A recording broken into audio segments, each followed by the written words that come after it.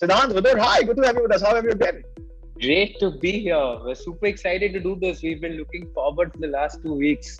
I think You know, Vidur's I, been preparing for this for a while. Yeah, I'm actually quite excited. I think Sidhanth, when he sent me the questions, right? So it feels as if, I'm kind of prepared for the meeting, but you never know what comes in the exam. So It just, no, I think we're gonna keep it very conversational. We're gonna keep it exciting.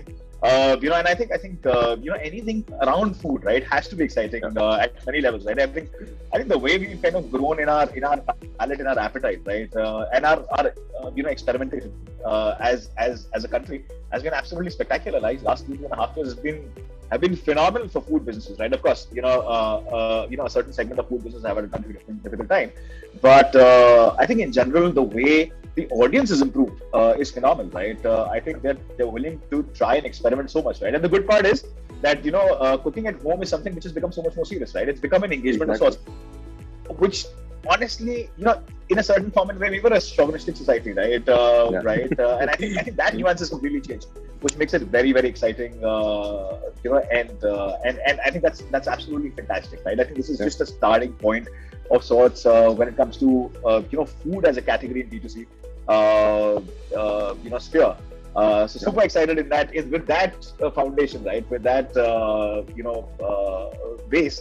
I think really looking forward to this conversation. Guys, before we do that, I'd love you to quickly introduce yourselves. Sidharth, I'm going to come to you first, and then I'm coming to you next. So I'm Sidhanth Madan. I've been an F&B entrepreneur for the last 7 years. Vidur and me have known each other for the last 25 odd years. We went to the same school. We grew up together. We started our first business together. And and throughout that process, we've been each other's backbones. And I'm looking forward to scale with him. Yeah, Vidur. Super. So I'm Vidur Kataria and the other co-founder. So I'm actually a trained engineer, but food is my passion. So that's why I think we started this business together. We've been friends for 25 years, but for last 7 years, we've been in the entrepreneurial journey. And for us, it is a very, very exciting time. Like you said that, in the last 2 years, I think people have grown to love new food. And and I would thank the digital world out there to kind of really, really back us on this. So I think it's exciting times for us ahead. Interesting, guys. This association is such a long association that you guys have had, right? While I would have loved to start this conversation talking about MasterChow, I'm going to move into my first question to you will largely be about this association, right? How difficult or easy is it to work with a friend? I mean, you know everything about each other, right? There is one side which advocates that it's easy to resolve disputes, right? The other side of it, you just know each other so well, right? And it just becomes so much more difficult to steer in many ways. How is that equation working out for you? So it's been great so far. No complaints right now. The thing is that since we've had a big group of friends ever since we were in school, and at a very early stage, maybe when we were going from like teens to college, we realized, Vidur and me, that there's some connection that could make this work as a business. And even though we started working together for 7 years, we've been talking about doing a business for much longer than that. So I think there's a certain, like, I think both of us had this checkbox in our head, and we're like always judging each other. Okay, like this fits. Okay, this fits. But in terms of disputes, I think we really balance each other out. We clearly define our personal objectives. Like if I get stuck somewhere, Vidur's there to kind of support me, and it's the same for Vidur, right? Like, so where, as I started earlier, that we have each other's backs, and like mistakes happen, you make wrong decisions in every business, right? Like, but you need to have that support system around you to kind of move past that. So I think for me, having known him for that long has been great in terms of establishing and scaling a business. Also, like having a business which kind of our previous business, which was in the restaurant space, which was quite successful up until COVID, and we hit some hard times when COVID struck, and we came together, right? It's easy for them to shut down and say, dude, like, let's do separate things. It didn't work out, but we put our heads together and we pivoted. And I think that's one of the best pivots we've made so far. Yeah. I'd like to just add to this point. Phenomenal, right? I mean, please with it.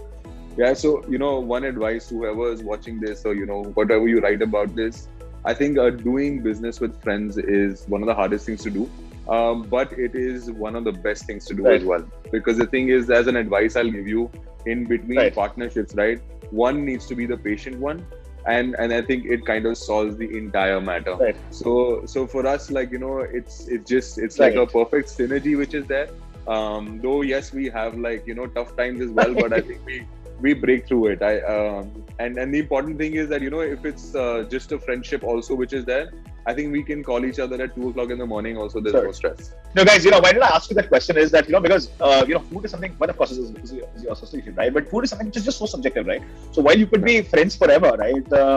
You know, it's such a subjective topic, right? I think that consensus, you know, coming to the consensus is just so different, right?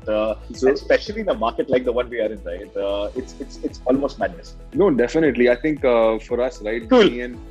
Me and Sidhanth are both foodies. Now, I think me and Sidhanth both are foodies, and we kind of like. Interesting. Guys, would love to talk about MasterChow, right? Vidur, I want to come to you. I'd love to understand, you know, what's the construct, right? You know, how are you? You know, what are the SKUs that you've taken to the market? Of course, we know about all of that. I'd love you to spell it out. That's number one. Number two, I would love you to, you know, describe the differentiators in the market. Right now, this is not something which is new in many ways, right? This is a category which is continuing to exist, right? There have been very large players, you know, who've been, and traditionally, you know, who've distributed this, right? There are affiliations that have already existed in the market, right?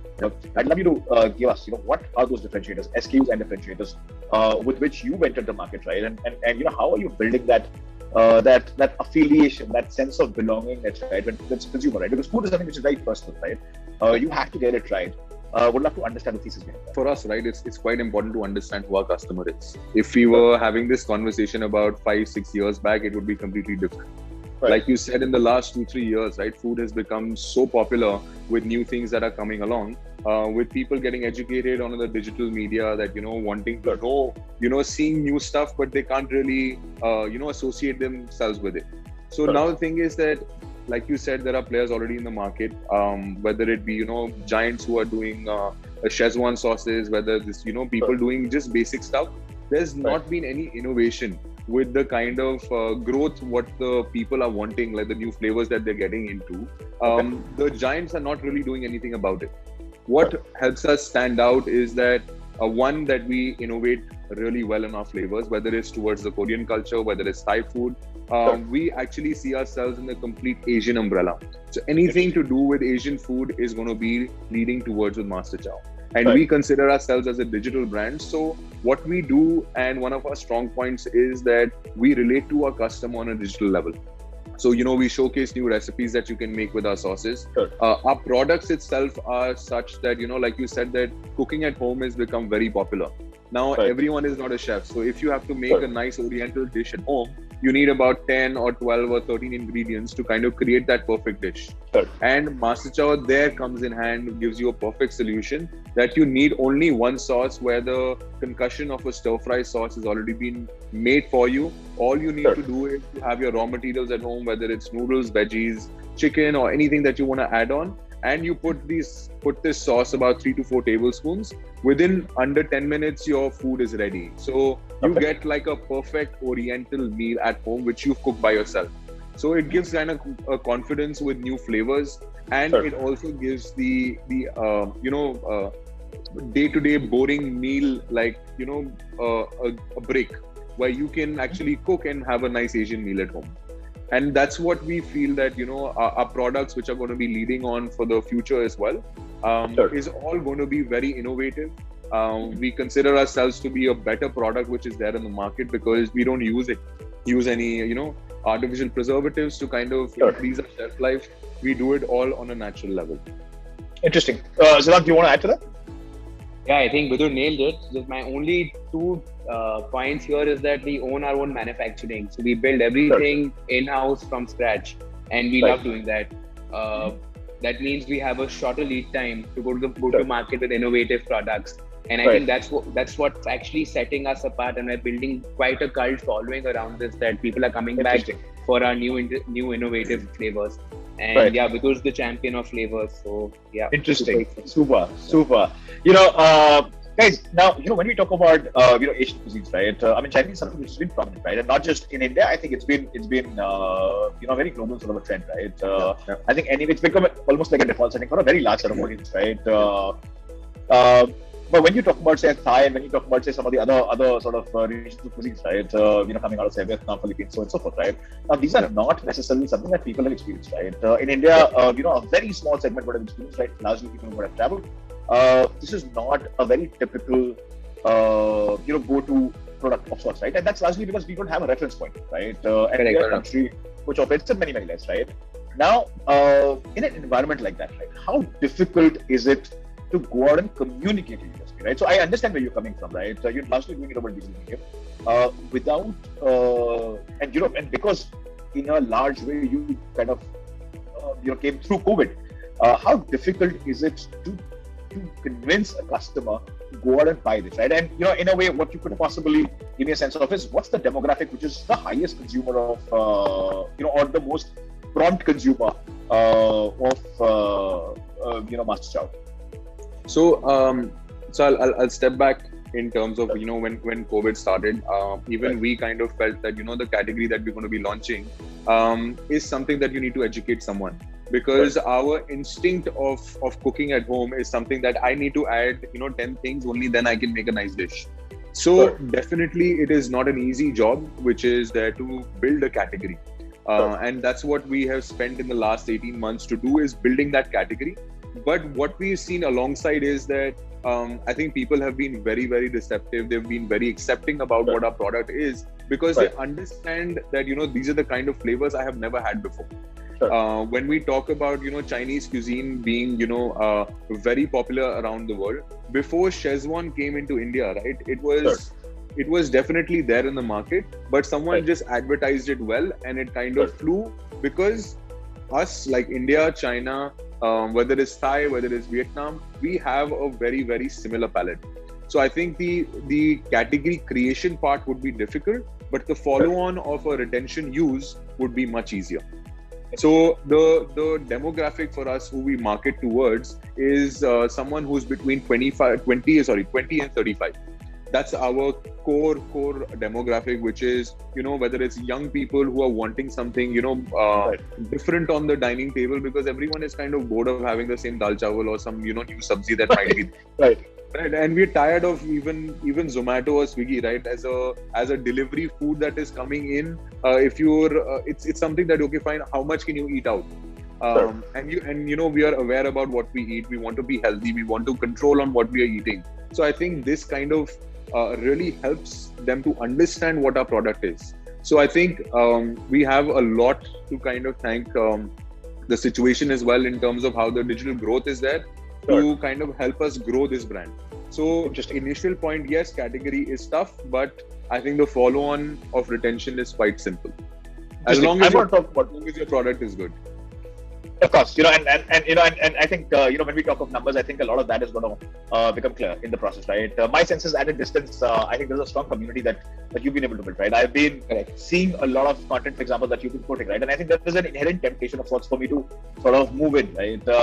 And try it, right? My daughter, she is 9 and she's going to turn 10 soon, right? And she's super excited about trying a lot of this, right? So my sense is, I think you're beyond 25. I think you're earlier than 25. Right? Early 25, is how I see it, right? But I think one thing that works beautifully, right, is that you have a lot of this category that you're going after, this segment that you're going after, right, also works as an influencer in the process, right? So while I might not be tempted because of a certain age, I have somebody in the house who's sort of already experimenting, right? And that works as an influencer in the process, and that becomes a good, a mold of sorts, right? But like I said, right, we're going to come and discuss that with Sidhanth in just a bit, right? But there's one thing that I want to understand, right? When you're talking about these flavors, now Chinese also did phenomenally well in India, largely because there was a certain indigenization of Chinese that had happened, right? We have a certain palate, we have a certain, we have complexity. We understand as a country complexity of flavors, right? That indigenization element becomes very important of sorts, right? Now, a lot of brands have come in, who've tried to bring in very original experience. They've not necessarily been able to scale, right? What is the thesis here, right? I mean, what is it that, for example, you are doing at a product level when it comes to, becoming a brand which is for masses, right? My understanding is that's your aspiration, right? You want it to be available across the country, be consumed across races and across cultures. What's the strategy there? I'd love to understand that. How are you doing that? Would love to understand that. So for me, right, it's very important. So I'm very, very philosophical in a way of understanding what my customer is.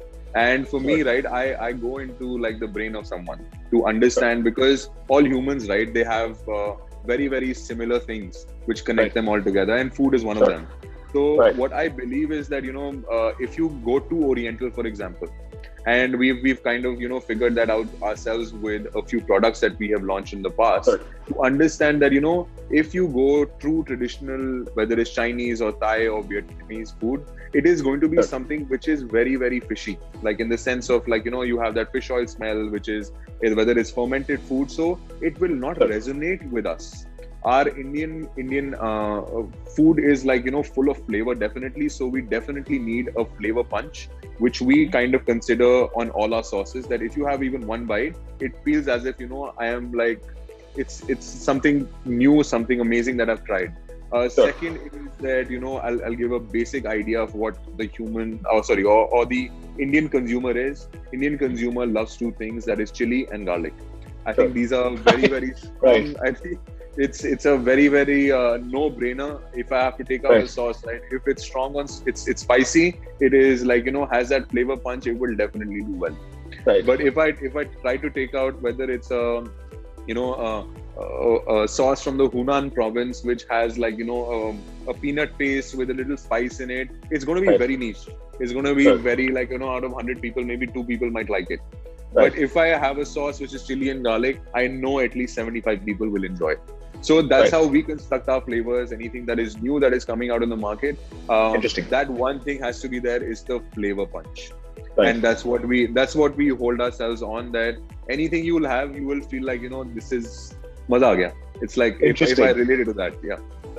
Very interesting. While I want to dig in further, but I think it's just so difficult in a digital interaction, right, to understand that brilliance that goes into discovering the right elements and and getting it right from a recipe standpoint. I think that's just so difficult, right, and so delicate at many levels. I'll just add one more point. Please.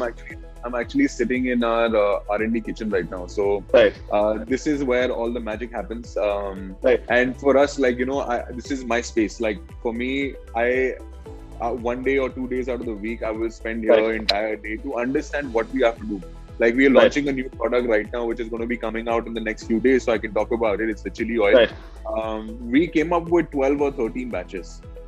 And we test our product from, ranging from someone who's a 9-year-old or to all the way someone who's an 85-year-old. So unless and until it doesn't pass all tests, it will not go into the market. So we have a very, very extensive way of a different demographic we'll try it down. Though we market to 25 and 20 to 35, but our consumers are from everywhere. Can be across. So I think one thing I can tell you, right? I mean, I don't understand this, right? I'm a big fan of chili oil, right? So you have a buyer there. What I tend to sort of kind of not understand, right? How, for example, restaurants miss out on this almost every single time, right? There are just about a handful of them which do this more consistently. I am surprised, right? So I think this is something which is very interesting, right? But very quickly, right, would want you to highlight, what is the process of discovery, right? When you're kind of building your SKU base, right? What's the process that goes into identifying this? So that possibly you can comment, right? Because you are essentially you're focusing on the operational distribution and the financial side of it, right? Which has to sort of you almost have to get it right every single time, right? So Vidur, I'd love you to start, right? It's love you can kind of pitch it. So in terms of flavors, right, we kind of understand whether it's, what's selling on Amazon, what people are commenting on our Shopify, because we kind of relate to our customers on a daily basis. We have a phone call with them to understand what flavors they're missing at. Taking that majority, we kind of even do consistency, a poll which is there on our social media, whether it's a poll that goes on Google Analytics as well. We kind of understand what people are kind of looking for.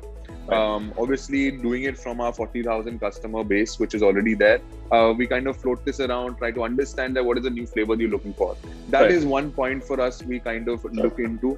And then we kind of going stepwise down that, okay, fine, this is the flavor that we can crack. And obviously it has to make like financial sense as well. So costing is something that, we really work on, but we will never as a value for the brand, we will never use a bad quality product. Right. So for us, even if our margins go low, we will definitely go for quality of product. Super. Sidhanth, do you want to add to that? Yeah, what we look at basically, or what we've done in the past, which has worked for us, is we've created a set of products which are niche. Sure. We've made great products that people resonate with. So at least for the last 18 months, people now believe that the brand is doing a quality product. It's not trying to undercut us, right? Maybe it's slightly in the mass premium price range. Maybe slightly more expensive than the older brands out there, but it is not taking us for a ride. And so we've established that trust, and now based on that, now over the next 12 months, we have a very strong pipeline of products. And when we now create a pipeline, it's not just only focusing right now on the customer or like the smaller trends that we see, but larger trends, right? Or what we feel is a market which is untouched. Vidur spoke about this quite earlier, right? Why in India do we only have 2 players doing Thai food? Whereas Thai food is very popular, especially in the metros, and it will trickle down to smaller cities as well. But why is a market leader an international player and not an Indian player? So these are questions that we ask ourselves, right? And that these are, I would say, gaps that we've discovered throughout that chain that we've seen. And these are large. The TAMs are huge, so the restaurant markets are quite large. And over the next 12 months, we'll be going after them. Super. I think there's a bunch of very, very interesting points that the both of you highlighted, right? I think, Sidhanth, to me, one of the reasons Thai is not done well, right? And I love Thai for that matter, right? But I think that the larger India doesn't like Thai is largely for the, it's very delicate, right? It's not, say, for example, as as on the tones of spicy, right? For example, crunchy, spicy, fried, which has been blended beautifully into Chinese, right? Which is very Indianized version of Chinese, right? Not that the category was not there. I think there are a lot of those challenges that come in, right? And I'll talk to you a little about TAM as well, Sidhanth, in just a bit, right? But before that, I'd love to understand, Vidur highlighted that there are about 40,000 customers of yours. I'd love you to give out some numbers to us in terms of, what's been the journey like in the last 2.5 years? The journey has been, of course, we've been saying this a bunch of times. It's been amazing, but just to give you a sense, last year, which is Jan 21, we were at a 5 lakh monthly run rate. This year we've scaled 20x. So like we've hit numbers that we were projecting to hit maybe a few months later that we're hitting right now. So, and this is existing SKUs, right? We haven't experimented. We haven't taken out any new categories. This is our existing SKU set from last year to this year, right? So that means a much larger audience is now relating or resonating with our brand. Of course, we're also we're on a lot more channels than what we were last year, which was clearly our website. But of course, this year with quick commerce coming into play, I'm able to hit my goals much more earlier than what we decided. So I think in terms of go-to-market or in terms of numbers, like we've scaled quite nicely, but we haven't even scratched the surface yet. Any other numbers I could give you is that we have very strong retention, not just through our website. Now we're seeing strong retention on Amazon. We're seeing double-digit month-on-month retention on Big Basket. So any grocery app where you create a basket every month for purchase, we're seeing great retention. That means once we get our initial set of customers, they do come back for more. And we recently started tracking, if you're a customer who's tried SKU1 and what pushes you to try SKU2. And we've realized that Indians get comfortable, with the flavor, right? So if I like Kisan ka ketchup, I will only use Kisan ketchup. It's really hard for me to switch to another guy. But if and we're trying to do sampling now. So if you order SKU1, we're going to give you SKU2 and 3 sachets that you can use, and hopefully we'd be able to convince you that, hey, like experiment more with your flavors. Interesting. Now, Sidhanth, there is something which is very, very interesting that is happening, right? As a consumer on the outside, I am loving it, right? And this shift is essentially, so what 2020 did was that it just opened up, this massive possibility for us to go online, look at content and consume, right? Very quickly order, it gets delivered, right? Quick commerce again is a slightly better version of it, right? And I think us as Indians are loving it. And how, right? Of course, there are challenges with that environment. The fact of the matter is, essentially, the the mechanics that you are possibly using, right, of discovering new products, right? There are many other players who are doing that, right? We've been flushed with funds in the last 2.5 years, right? D2C as a category has seen a lot of traction. Of course, there have been nuances, there have been questions and challenges that people have identified in the process. But largely, D2C is something which has been so much more sexier in many ways, right? From an investment standpoint, right? And we've seen that sort of go through. The infrastructure has come up beautifully, right? The distribution infrastructure has come up so beautifully, right? Now, what has happened in the process is that there are many brands that have come up very quickly in the category, right? Essentially, there are two things that have happened as a outcome. Either they've been able to crack it better, that's number one, or they've not, right? If they've not, what they've done is they've ruined the category in a certain form of way, right? They've dented the category in a certain form of way, because the consumer satisfaction who's new to this behavior, is the trust has gotten dented, right? And it'll take a certain amount of time for them to recuperate and come back into the ecosystem, right?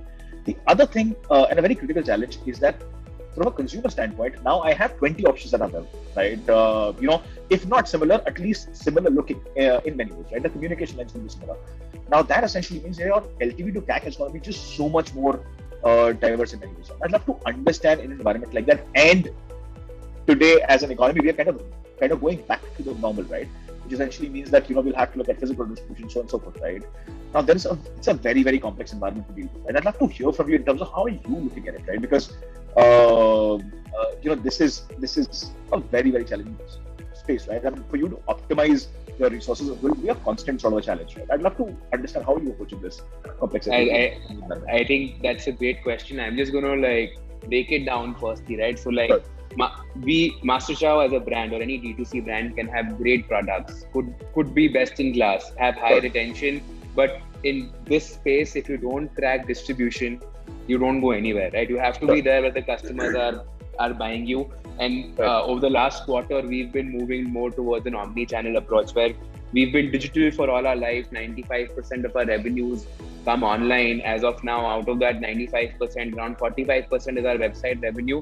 We know that higher CACs, discoverability, marketing, markets opening up, would kind of reduce or increase our burn, increase CACs over a period of time. So we have to be available in multiple touch points. But now how me and Vidur run our business, right? When we look at even overall CAC, is where we track our business ROAS, right? And we make sure, or that is our hope, that our business ROAS on month should stay above 3. Even though I'm spending 20 lakh on digital, I have to make sure that my products are selling across platforms. And quick commerce has been for us a boom, right? And I say why? Because discoverability is a lot easier there. They have a limited selection, 3,000 to 4,000 SKUs. So if you nail, and the kind of TG also is very resonant to what we're building, right? So if you kind of nail your communication in that small 4x4 that you get from Swiggy, Instamart, for example, you'd start seeing volumes moving. And I would assume that this month Swiggy, Instamart would do a larger number as a platform than Amazon would, right? And that's how much people right now appreciate quick delivery or instant delivery, and that's the shift that we're seeing over the last 6 months, right? And again, Vidur and me feel this might be short-lived.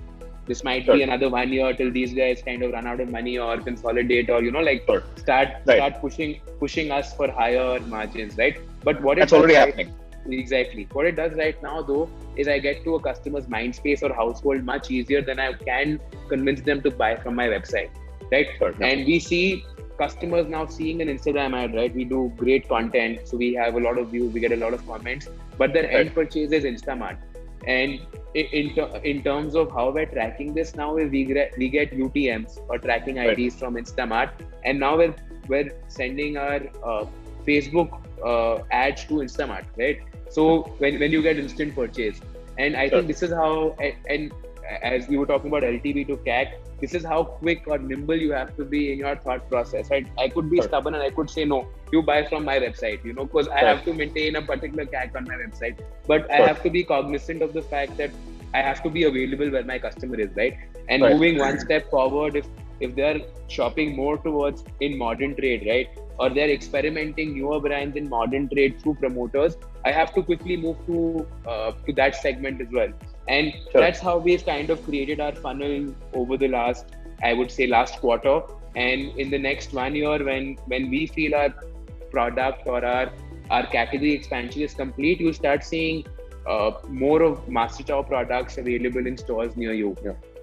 Interesting. But Sidhanth, tell me this, right? Now, this is, you're largely leveraging the infrastructure that's come because of, the entire disruption that we kind of had, right? Now, but this is infrastructure which is available for everybody else, right? There's something in economics called abnormal profit zone, right? And abnormal profit zone is basically a catch-up time between you and your competition, right? And reverse engineering and D2C, right? Like I said, right, this capital availability is just phenomenal right now. A lot of re-engineering and reverse engineering is happening. Products are coming up much faster, right? A lot of solution, for example, has gotten institutionalized, right? So, for example, bottling has gotten institutionalized, packaging has gotten institutionalized, right? So, time to market is much reduced, right? It's much shorter. Similar infrastructure is available, similar analytics available, right? What becomes a differentiator, right? I understand innovation is important, but food, because of the cultural complexity that we have, that is going to be a time-taking process, right? Would love to understand at a foundational level, what are some of the things that you do? I know this is not, a perfect environment, right? We work in a society with many dichotomies, right? But would love to understand, how are you approaching some of this, right? Availability is one side of it, right? How are you approaching at a creative level, right? Possibly Vidur can kind of complement it, because that becomes your key differentiator in the process. That brings in that longevity, right? And also normalizes the CACs in the process. Vidur, would love to understand that. Yeah. So for us, right, like Sidhanth was saying, distribution is very important. So for us, again, I'll talk about a little value about what MasterChow is. So for us, right, first is product. So product is something that has to be good. Sure. Second is your marketing. If you have a great product, it doesn't matter how good it might be. If you don't market it well, it will not reach to the consumer. Right. If you market it really well and there's no distribution, then marketing has no point. So for us, right, all three kind of have to run parallel. So for us, from a differentiation point of view, what we feel is that apart from scalability that is happening in terms of distribution for a lot of people, in terms of general trade, whether it's modern trade or whether it's on digital as well, where we stand out is what we believe in creating a community. And how we create a community is making that kind of content, which is again to that influencer in your house. That influencer in your house could be your 10-year-old daughter. She can be the influencer here, or a 18-year-old guy who's this, so on and so forth. So for us, this is what a differentiator is. So we are not trying to create like a brand, whether we are hiring a celebrity who's Amitabh Bachchan or something that come be the face of our brand. We are trying to become that each and every person in our household is our brand ambassador. If we have to make Asian food, we have to make only MasterChow, and that's what we believe in. So that's what we've been creating for us as well, whether it is through I'll give you a simple example, right? One is that you buy the product. Second is how you make someone consume the product. It's about making them believe that I can do this. So we created a property which we have been successful with. This is only purely on our social media platform, which is called MasterChow Mondays. And what MasterChow Mondays does is that every Monday we will be creating a new recipe that you can create with our sauces. And that's where I think innovation like this in believing in because content itself has a very short life. As we are growing, month on month only, I would not say year on year. I think possibly by next year is going to be week on week. I think the whole strategy of content keeps changing, because what you saw maybe day for yesterday is old news. Or what you saw yesterday is old news. Today is what you're seeing is what is current and what the future might be. So that's where our differentiator comes. We are not only innovating on our product, but we are also innovating on how we approach our product as well. Because our end consumer is the person who's eating it. And interesting. Interesting, right? So, I completely resonate with what you're saying, right? And this was in a recent conversation, right? And this was a person offline conversation, right? Where somebody said that, I think this is something which was said by Tim Cook, if I'm not wrong, by Apple, right? That every company is going to want to become a fintech company, right? My sense is going forward, every company will have to be a media company, right? And that's a default setting, right? There'll have to be a default setting.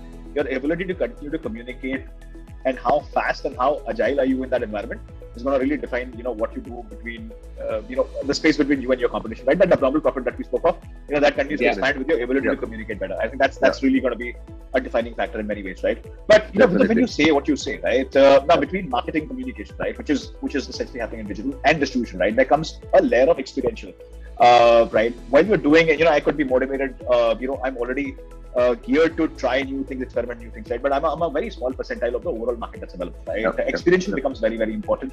I mean, this is a question that I should ask you a little later, but I'm still going to go on to sort of continue this one, right? What's happening on that front, right? That also means that your tier 2 and tier 3s and and further down, right, are essentially markets we don't have a reference point, right? Creating that reference point in a physical environment becomes very important. Experiential becomes very important, right? What's the strategy there? I'd love to understand. Either of you, open to you. So for us, if you want to go for it. No, I'll let you take it. So for us, right, like you said, tier 1, yes, fine, will be Instagram, Facebook in terms of marketing point of view. In terms of tier 2, tier 3 cities, I mean, it would be surprising the amount of content like, tier 2, tier 3 are consuming through a single channel, which is YouTube. I think YouTube has no comparison to, Facebook has no comparison to the kind of distribution YouTube has. I think for us, it's that point of view which we are cracking next in terms of the marketing point. Secondly, we are also innovating in terms of flavors, which is not only for tier 1, but also again towards tier 2. So I will not be selling a black bean dip to tier 2, tier 3 cities. I know that because that's a difficult one.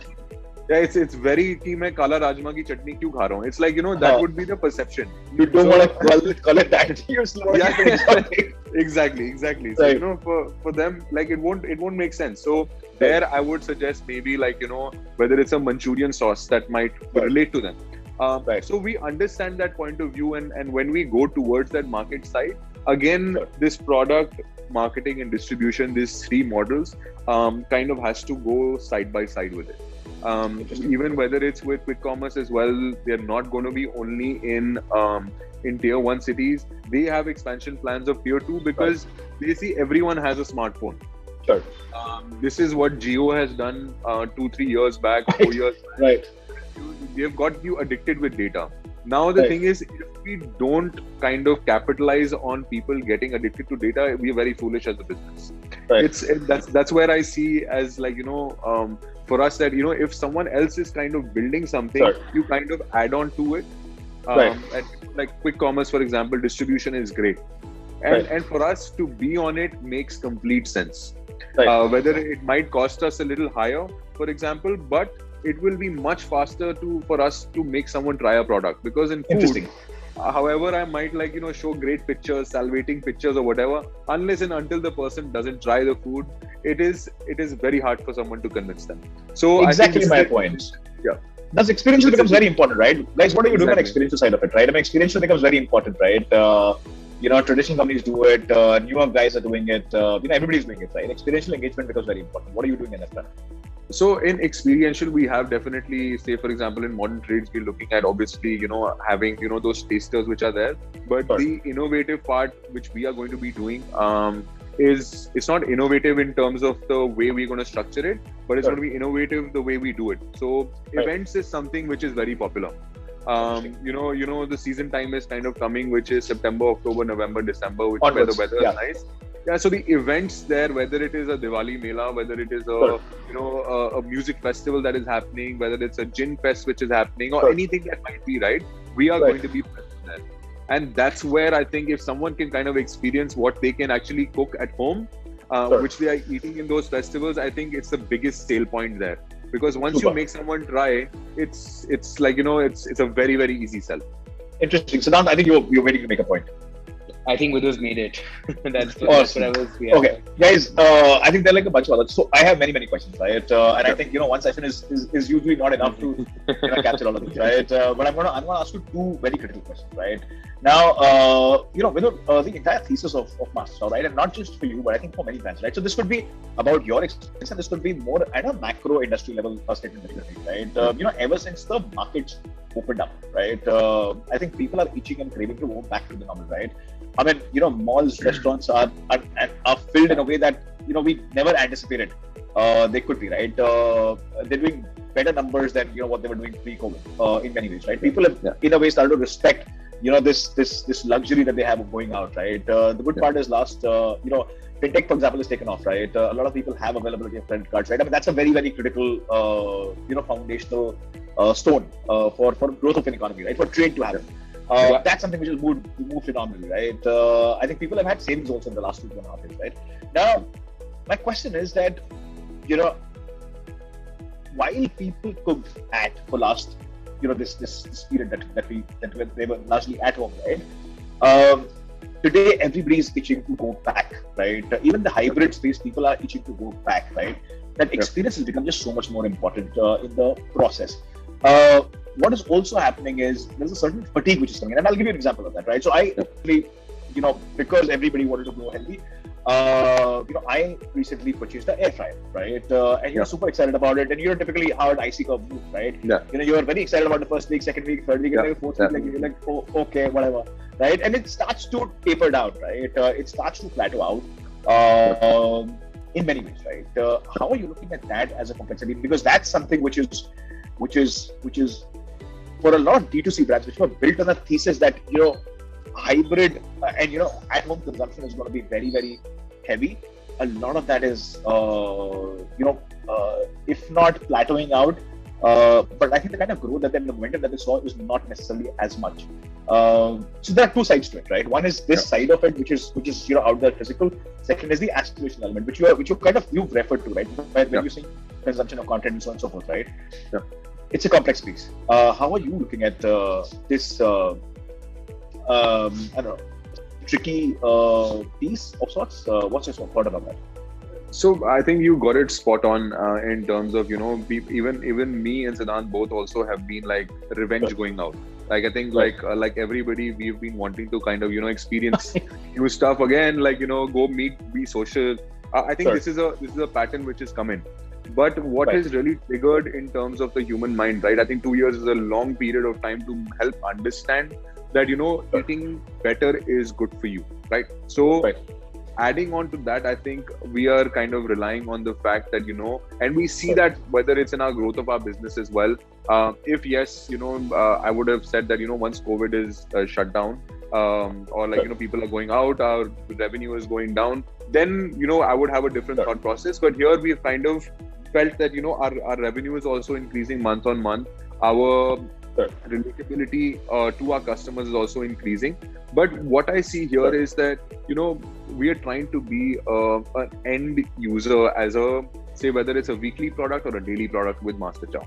So whether it is a human mind or psychology changing or the environment changing, one consistency factor has to be there of brand recall. I think for us, I think that is very important that all MNCs do this, whether it's Pepsi, whether it's Coke, whether it's Maggi, for example.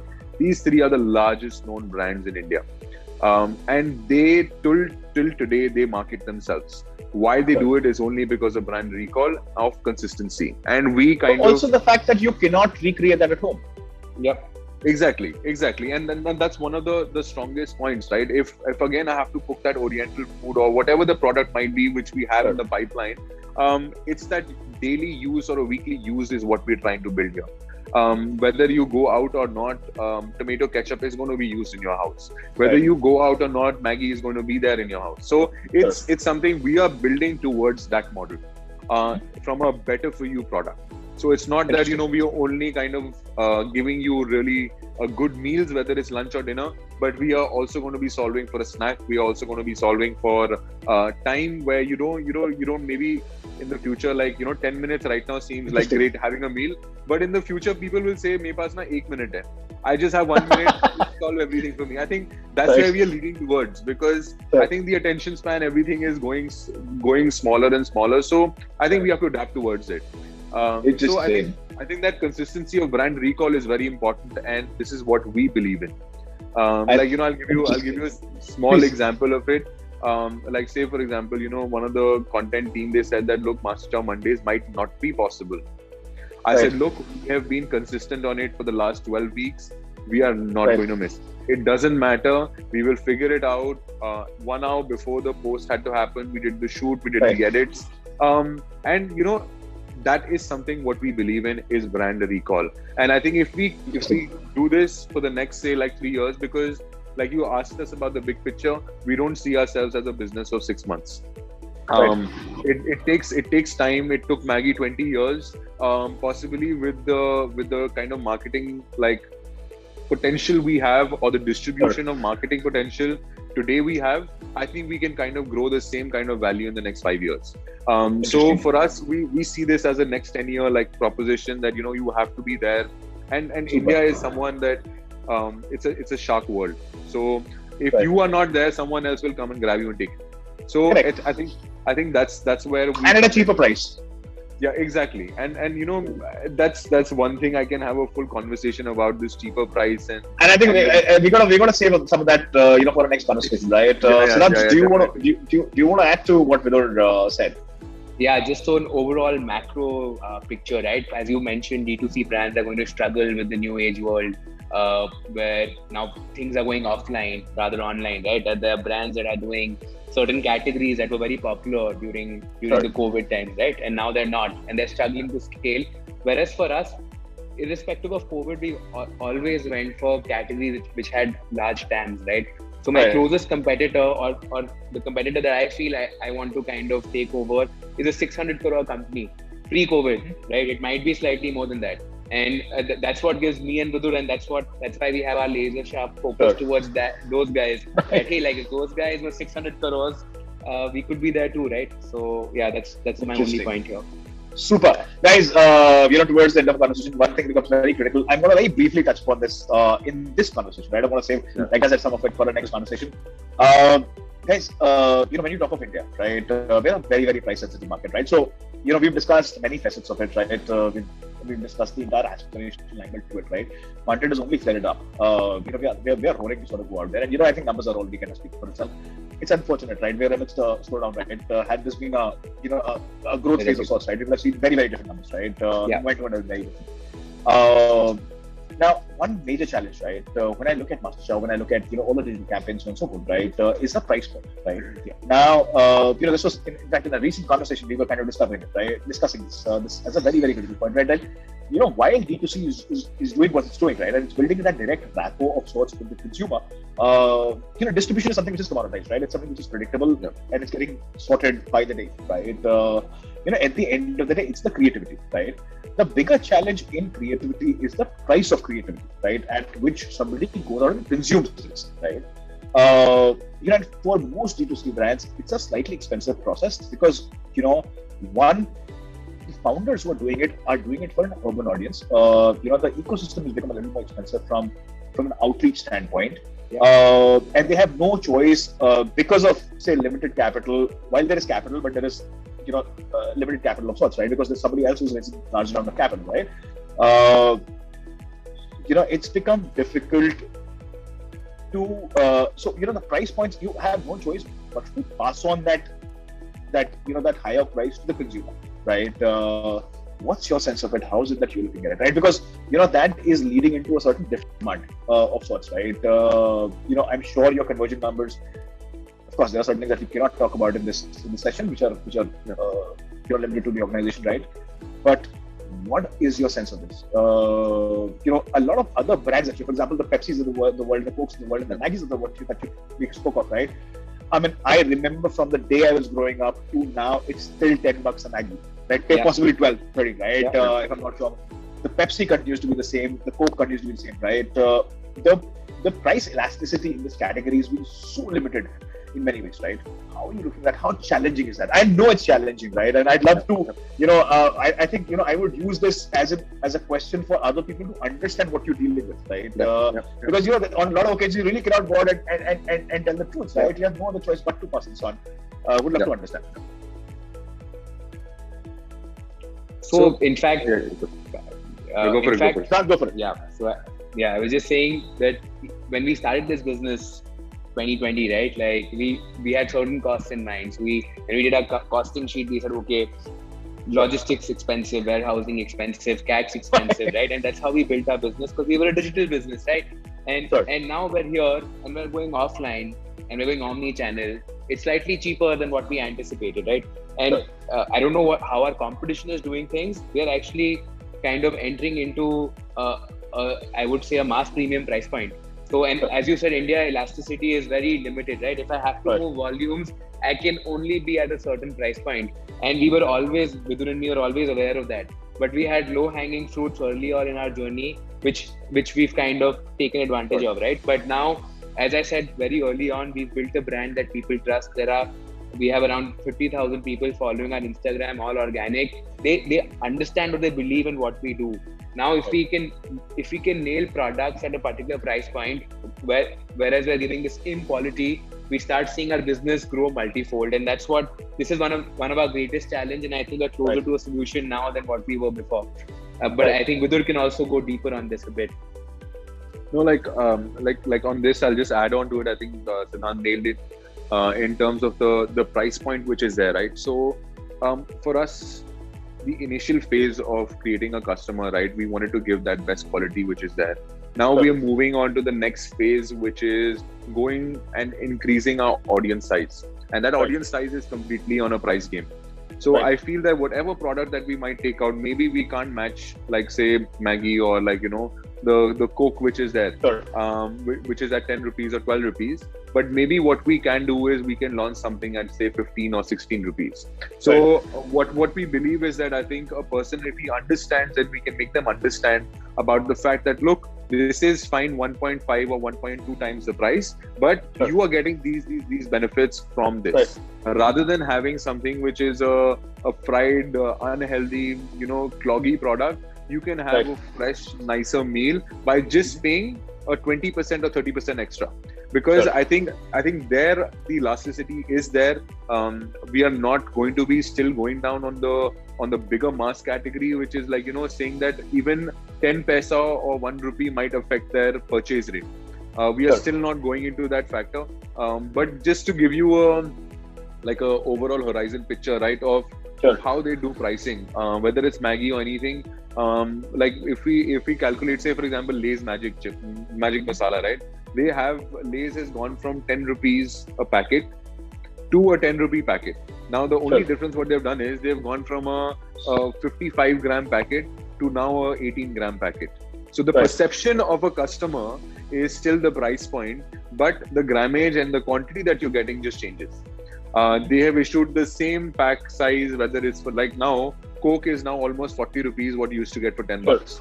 So that's how they kind of play. But for us to enter the market, I think this is a sweet spot, which is the price point of whether it's 1.5 or 1.2x is where I see. This is what we can kind of really crack. Interesting. And I think where we are as a country, I think there are certain games that you can choose not to play, right? I don't think you need to crack for everything right now immediately. I think you have a brand to sort of do that, right? I think I think these are I think a lot of these answers come out in the process, right? And I think evolution takes a certain amount of time, right? Graduation takes a certain amount of time. I think our aspiration in converting into that definitive demand, I think takes a certain amount of time, right? And it's very organic, right? Irrespective of whatever money that you spend, I think it takes its own sort of sweet course time, right? And I think, like I said, right, it's not just the brand's responsibility. I think the entire ecosystem has to move in a certain direction. When that momentum picks up, automatically brands have a very strong rub of sorts, right? And I think that's what I think every D2C, that stands correct for every D2C brand, which is a category creator in many ways, right? And I think that's possibly true for you as well, right? Guys, how I don't want this conversation to kind of to end, right? But all good things have to come to an end. I've saved many of these questions for a later discussion, right? Because this is something which is very, very interesting, right? This conversation is very interesting because you guys are kind of in a way leading a certain category, right? Creating a brand is not easy. Getting that impression is not easy, right? I think one thing which has been absolutely heartening in this entire process is the ability to engage, right? And I think it's a like I said, right? It's a process. You cannot have immediate results. You can have immediate results, but they're aberrations, right? For it to get to a consistent level, I think that takes a certain amount of time, right? And I think FMCG in a market as complex as India is, I think, is a is being patient, right? It's like fishing. You have to be at it, right, for the longest time till you get it right. Guys, it's been an absolutely spectacular conversation. I like to end my conversations with a very cliched sort of a note, but and this is more on founders giving out advice, suggestions to fellow founders, right? India is not an easy market. I think through the course of conversation, we've tried to sort of dig deeper into that sort of yeah, definitely. But I'd love to end this conversation with any advice, suggestion that you want to give out to many people who are aspirants on the fence, doing something. It's a hard day. Raise capital, not raise capital, right? I think we have to stand for each other. I think that becomes a responsibility for us, right? So, Sidhanth, I'm going to come to you first. Vidur, I'll come to you second, right? Please. My only advice to founders is to be agile with this environment, right? Like the funding news kind of excites everyone, but don't just go at it for the news, right? Like, I'm sure have a strong business plan, but in today's environment, be agile. Be quick on your feet. There are still many opportunities that you guys can nail, so just go after them. Interesting. And my only advice would be, and me and Sidhanth actually keep reminding each other about this as well, is that we are all building towards building something. Like we're trying to build a brand, whether it's a product, whatever that entrepreneur might be doing. What happens along the way is that we get so busy in doing the day-to-day works of, whether it's running the operations, whether it's solving for customer, whether it's, fighting with the suppliers, we kind of forget why we actually started this business. So I would say that, once a week, I think you should have that internal discussion and be like, kind of very, very open that, this is the direction we started the business out with. It's fine if your direction changes. It's okay because, things keep changing around us. But the important thing is always have that big picture. And if you have that big picture is only when you can kind of reach that point. And I think having a friend to do it with you makes it easy. 100%. For sure. Guys, it's been an absolutely spectacular conversation. We wish you all the very best. You have a fan here and in me, and we wish you many, many more such fans, enthusiasts, evangelists, right? I think that's just so much more important. Building that community, getting that community right is just so much more important in today's time. And I think you can do that with being honest in the process. And I think one thing which has been an underlying and been a constant in this entire conversation, right, is that honesty and integrity with which you are kind of trying to solve for this market. I think it's a responsibility of every founder to do that, right? And I think that's going to become the key differentiator as we become an evolved economy, because today as consumers we start to question a lot of older world practices, a lot of older world products which people consume. I think the shift only happens with this responsible integrity, right? And I think that's something which has stood out in the conversation. Guys, we wish you all the very best. This has been absolutely super conversation. Like I said, we'll save many of these points for our next conversation, and we look forward to having you much sooner with us. Thank you so much for having us. This has been great. Yeah, this has been great, Ashu. Thanks.